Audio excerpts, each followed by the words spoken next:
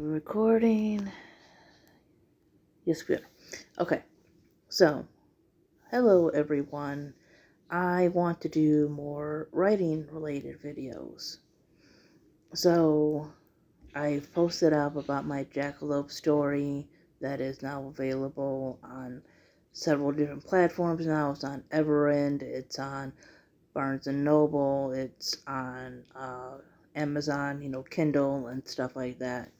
So, yeah, go check that out if you want something fun to read for spooky season. So, what I'm going to read to you right now is the opening of a first draft. So, I thought I'd take you guys on, my writing journey as I am writing this YA fantasy. I have a lot of it plotted out, but there's still things that I am changing, still things that I am thinking up, because I am more of a pantser. No, not a pantser, a plantser. Because I do mostly plotting, but then there are some things that are just added in on a whim. So, I'm more plotter in the plantser. I'm more on the plotter side of plantser, but I'm definitely a plantser because I still do random things. But anyways,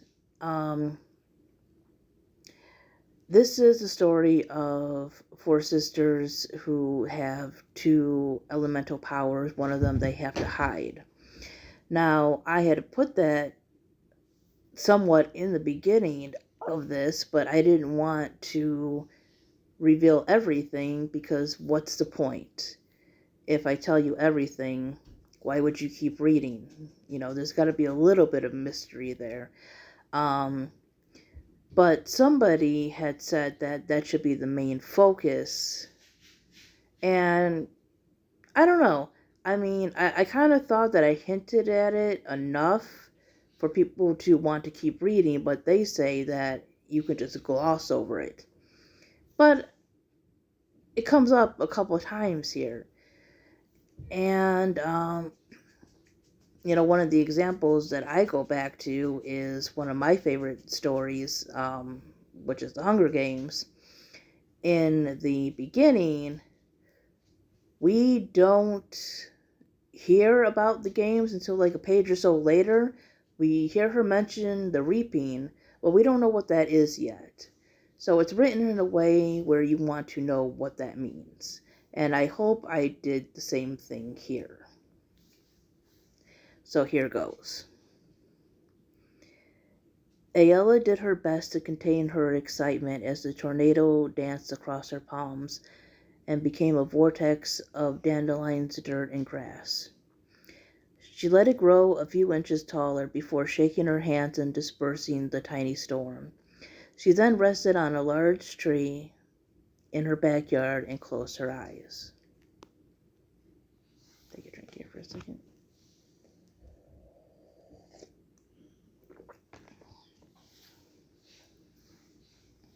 She imagined the refreshingly cool wind going through her teal and lavender hair. In her reverie, she often walked alongside gods like Straborg and Njord and listened to them tell the tales of magnificent storms. It was only in her imagination that she was free she was free to truly be who she was.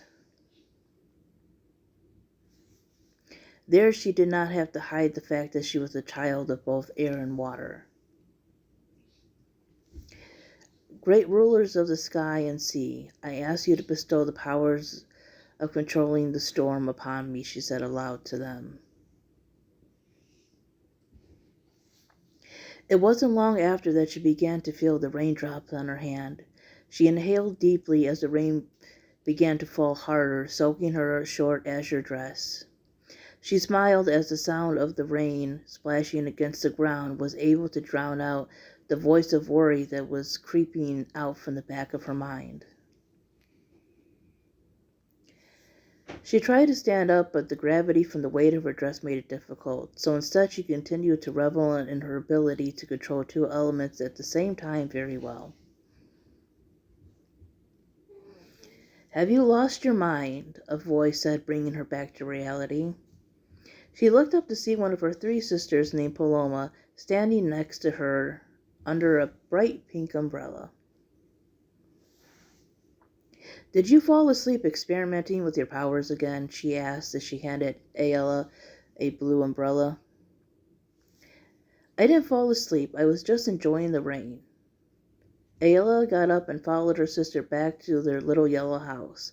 The house had a tiny living room, an even smaller kitchen, and 3 bedrooms. She and Paloma shared a room, while Iris and Soika shared another. "Mom would be so mad if she knew that you caused the rain," Paloma said as they stepped inside and shook out their umbrellas. "Remember what happened the last time when Iris just made it drizzle a little bit?" Ayala walked into the kitchen and began to make herself a cup of hot chocolate. Being the 3rd week of June, it was usually hot, but her rain had left her with a chill in her bones. "I remember Mom really freaked out, but she's always freaking out about how we use our powers." I gotta move myself up a little bit here. "You know what would happen if those in power found out 4 Gemini sisters also had water powers? She and Dad are just trying to protect us." "I know, but she yells at us for using our air powers too. Remember how she said before that displaying too much control over our abilities could make people suspicious of us?" "Okay, so she's a bit overprotective, but she has to be. Did you forget that you made a mini hurricane out of a pond?" And that's where it stops there. I have more to write, but let me know what you think. Um, did I not focus on the fact that they have to hide their abilities enough? What do you think of the opening? Is it interesting? Does it pull you in? Let me know in a comment below. Thanks for watching, everybody. Bye-bye.